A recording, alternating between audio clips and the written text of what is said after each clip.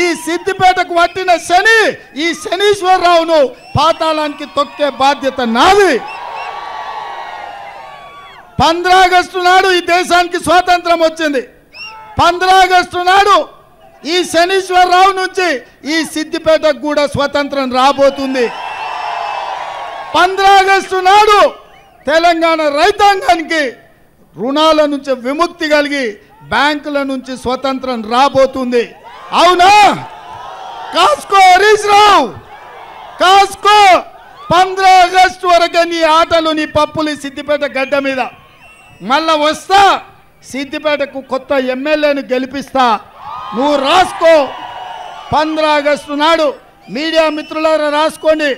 రుణమాఫీ చేసి మళ్ళా ఇదే చౌరస్తాల పాత బస్టాండ్ల సమావేశాన్ని పెడతా. రైతులతో 1,00,000 మందితో ఇక్కడనే పెడతా. 2 లక్షల రుణమాఫీ చేసి 1,00,000 మందితో ఇదే చౌరస్తాల మళ్ళీ సమావేశం పెడతా. రైతు రుణమాఫీ చేసి హరీష్ రావు రాజీనామా సిద్ధంగా రాసి పెట్టుకో. నీ లెక్క నీ పత్రం మొత్తం అంతా తేలుస్తా. ఇక ఈయనది ఇట్లా, ఇక ఆయన అట్లా. మోడీ గారు నిన్ననే మీదకొచ్చిపోయాడు. ఆయన పాపం రఘునందన్ రావు గారు రోజు కేసీఆర్ మాట్లాడే స్పీచ్ల కాగితం జిరాక్ తీసుకుపోయి ఆయనకి ఇచ్చినట్టున్నాడు. నన్ను తిడుతున్నాడు, గ్యారంటీలు అమలు చేయలేదంటాడు.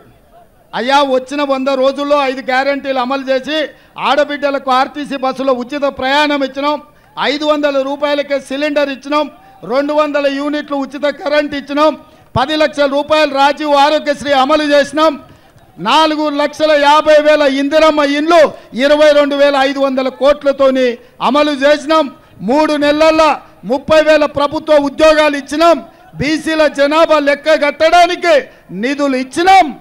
ఈ రాష్ట్రంలో కేసీఆర్ కుటుంబం పుణ్యమా అని గంజాయి డ్రగ్స్ ఈ రాష్ట్రాన్ని యువతను నిర్వీర్యం చేస్తుంటే ఉక్కు పాదంతో గంజాయి డ్రగ్స్ను నేలకేసి కొట్టినాం.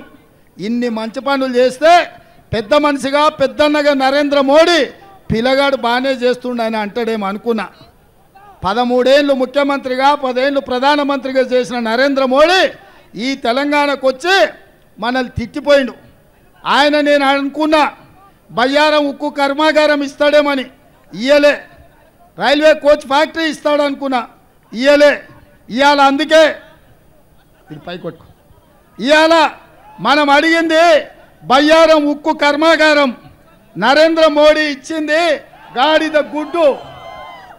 మనం కాజిపేట రైల్వే కోచ్ ఫ్యాక్టరీ అడిగినాం, మీరు చెప్పాలి ఏమిచ్చిండో.